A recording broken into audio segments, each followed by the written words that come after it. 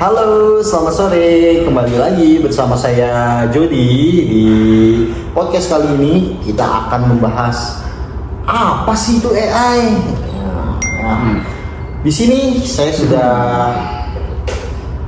kehadiran Bapak Isa. Dia ini selaku spesialis tentang AI. Itu di sini sudah ada narasumber Bapak Isa. Mungkin Bapak Isa, saya sebagai orang awam nih Pak, saya itu juga baru tahu AI ini di beberapa tahun terakhir Pak. Mungkin ada beberapa poin nih, saya bertanya kepada Bapak Isa ya. Oke. Mungkin sebelum kita mulai podcastnya, mungkin dari Bapak Isa ini bisa memperkenalkan diri terlebih dahulu nih ke penonton-penonton yang ada di sini sekalian. Oke. Silakan Bapak Isa. Siap. Oke, makasih Mas Bini Iya, sudah diundang ke sini Mas. Iya, oke, silakan. Ya, perkenalkan nama saya Isa. Ini saya memang udah lama lah bergelut di AI. Dia kurang lebih 2 sampai 3 tahun lah. Saya udah coba-coba pakai AI yang sekarang lagi sering dipakai orang gitu loh. Jadi memang saya sudah lumayan familiar lah dengan AI sekarang gitu. Oke, siap. Mengenai AI itu sebenarnya apa sih Pak, dari mulai singkatannya, dan ada berapa macam AI sih di Indonesia ini? Oke. Mungkin kalau secara garis besar kita ke definisinya, AI itu kan panjangannya artificial intelligence, yang berarti kan kalau bahasa Indonesia itu kecerdasan buatan Mas ya. Kalau untuk jenis-jenis AI itu yang dipakai sebenarnya kita balik lagi ke sejarahnya dulu Mas. Jadi kalau dari sejarahnya itu AI itu kan sebenarnya matematika ya. Kalau dari AI itu sendiri kan artinya itu kan artificial intelligence gitu ya. Kalau bahasa Indonesia itu kan kecerdasan buatan gitu ya. Itu AI yang dipakai di dunia ini sekarang itu paling banyak sering dipakai itu, kita kan familiar dengan ChatGPT ya? Ya, betul. ChatGPT. Nah, dari ChatGPT itu sendiri itu perkembangannya itu di tahun 2020 awal hanya sebagai untuk kita tanya jawab biasa aja tuh. Tapi kalau untuk arah sini sekarang nih, mulai dari 2025 ke atas itu sudah mulai dipakai buat untuk mengerjakan tugas-tugas gitu. Wah, canggih ya. Jadi sekarang tuh sangat canggih sekali. Bapak Isa ya. Mungkin jadi seperti itu sih. seperti apa lagi tuh untuk keunggulan-keunggulan dari si AI ini? Kalau dari si AI ini sebenarnya kita, karena mungkin kalian juga udah familiar juga, kita tinggal suruh dia apa aja sih sekarang. Jadi dia selama dia bisa mengerti yang kita maksud gitu ya, dia akan pasti bisa mengerjakannya gitu sih kalau AI sekarang. Untuk contoh kasusnya tuh saya rata-rata lihat programmer sekarang sudah menggunakan AI ya. Apa sih yang dipakai di AI dalam membuat sebuah program itu? Karena saya pernah lihat nih di Instagram katanya analoginya kalau misalnya kita membuat program itu tapi dari AI itu seperti kita membuat nuklir yang begitu sampai ketinggian beberapa meter tuh dia langsung jatuh lagi tuh. Itu analoginya kayak gitu, tanpa memahami konsep logikanya apakah itu benar atau gimana nih. Jadi biar kita nih sama-sama bijak. Oke. Itu dalam menggunakan AI. Mungkin itu banyak sih memang yang seperti itu di Instagram, dan itu emang ada istilahnya, kalau Mas Jadi pernah dengar itu kan vibe coding ya. Oh iya. Saya benar-benar Kalau itu dengan istilahnya. Nah, si vibe coding itu sendiri memang kadang sekarang sudah mulai ramai karena memang dilakukan sama yang non programmer. Jadi untuk sebagai programmer itu ada baiknya memang kita harus mengerti dari si sistem kodenya itu sendiri sebelum kita mulai program ini pakai instan lah ya. Karena memang instan banget, tapi ya memang ya nanti kedepannya kita nggak tahu untuk maintenance-nya bagaimana gitu, hasil kode dari si AI itu sendiri. Seperti itu sih Mas. Jadi memang untuk basic programming itu memang harus ada sebenarnya sebelum menjalankan dengan AI gitu sih. Itu agar jadi nih teman-teman, agar kita bisa lebih bijak. Dan kadang juga sama ini nih, itu kan tadi mungkin beberapa sisi positif ya. Nah ini banyak sekali nih kasus-kasus kejahatan yang menggunakan AI. Kayak misalnya saya pernah lihat di mana gitu kasusnya. Jadi dia itu memanfaatkan teknologi AI ini dengan face fake. Jadi dia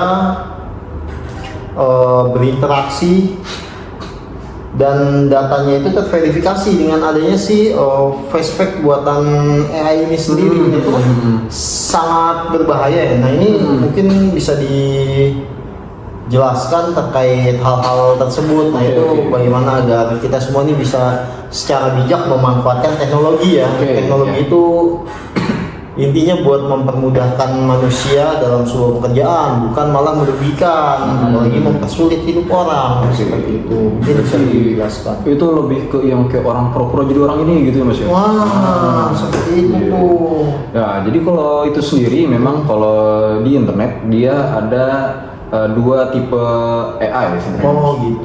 Jadi ada yang dimiliki oleh perusahaan itu namanya dia closed source model. Jadi memang dia tertutup, dia tidak bisa digunakan oleh orang luar. Dan ada yang namanya open source model. Kita tadi kembali lagi ke jadi di sekarang ini dunia di internet itu ada dua model AI. Jadi ada yang closed source punya perusahaan masing-masing itu, dan ada yang di luar itu yaitu yang disebutnya open source model. Nah itu mungkin harus kembali lagi ke regulasi dalam penggunaan internet lagi sih Mas. Jadi ya karena memang ini disediakan sama orang di internet, kan internet sifatnya bebas ya Mas. Ya, mau akses apa aja dia bisa, terserah si penggunanya gitu bro. Jadi itu harus ada regulasi mungkin sih dari masing-masing negara dan pemerintahnya itu sih Mas, terkait penggunaan AI seperti itu sih.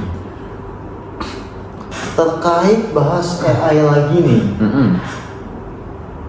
AI itu bisa nggak sih nih kalau misalnya ada dalam artian peretas ya, bisa nggak sih peretas ini membobol suatu situs AI dan dia memanfaatkan hal tersebut untuk keuntungan dia sendiri, seperti itu. Contohnya misalnya kalau selama ini saya lihat memang di beberapa AI dia sudah oke ya, misalnya saya ingin cari tahu, tolong cari tahu nomor rekening nasabah bank atas nama ini, kode rekeningnya berapa gitu kan. Ya mungkin sekarang ya, jadi bagaimana nih kan kadang AI itu kalau misalnya ya ada kasus ada seorang peretas, dia itu sangat jago dan dia itu ternyata meretas si AI ini. Kalau kita lihat kan AI sekarang sudah bagus ya. Jadi kalau misalnya saya tanya ke AI nomor rekening atas nama ini, saya nicknya berapa dan tolong cari tahu informasinya gitu. Kalau sekarang AI sekarang ini dia sangat apabila informasi yang kita berikan ke AI ini melanggar etik dan legalitas, itu dia tidak mau memberikan. Nah bagaimana nih kalau misalnya ada seorang peretas tiba-tiba dia bisa masuk ke sistem AI tersebut lalu menonaktifkan fitur-fitur informasi sensitivitas dan juga informasi terkait keamanannya. Yang tadinya misalnya kita tanya dia tidak memberi informasi, lalu dia langsung memberikan kita informasi secara detail. Nah, itu bagaimana tuh penanganannya? Sebenarnya ini tidak sejauh sampai seorang hacker meretas sebuah AI Mas. Jadi ini kembali lagi tadi kan ada yang di internet, ada yang namanya open source model untuk AI itu sendiri. Nah beberapa open source model bahkan itu memang sudah tidak mempunyai batasan Mas untuk menjawabnya. Jadi si open model ini ada beberapa yang sudah memang bisa menjawab hal-hal yang seharusnya tidak boleh dijawab oleh AI gitu. Mungkin ke masalah keamanan, cyber security itu kan seharusnya bukan seorang AI yang untuk menjawabnya gitu ya. Nah itu dia bisa dijawab juga. Nanti tentunya kalau memang nantinya ada kasus seperti ini Mas. Jadi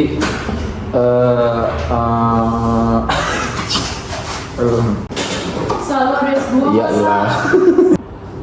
Ya, jadi ada kasus seperti ini. Jadi ada yang namanya istilah prompt injection, Mas pernah dengar mungkin? Ya, Gitu ya. inject. Ya. Saya pernah dengar. Ada tuh singkatannya tuh namanya apa ya? Ya.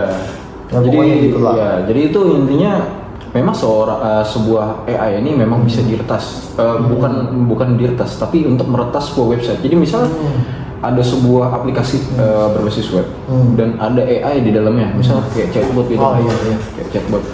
Nah, si chatbotnya itu memang ada kerentanan untuk diretas melewati prompt injection. Jadi dia nantinya kita tinggal minta sebuah kode gitu ya yang berbahaya, kita kasih ke AI-nya yang ada di chatbot itu ada kemungkinan kalau tidak di handle dengan baik itu bisa menjadi serangan terhadap website itu sendiri.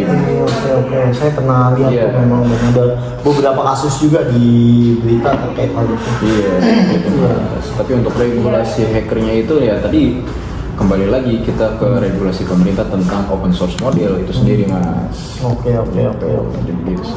Ya, mungkin ini sangat ya oke, ini mungkin sangat bermanfaat ya ini yang disampaikan oleh Bapak Isa ini. Mungkin untuk selanjutnya kita bisa bercerita lagi, apalagi Bapak Isa ini sudah expert sekali di bidang AI dan juga otomatisasi. Mau tahu episode selanjutnya, tonton terus kami di podcast kami. Untuk lebih tahu episode 2 akan ada partnya. Terima kasih semuanya. Thanks for watching. Next time, ciao.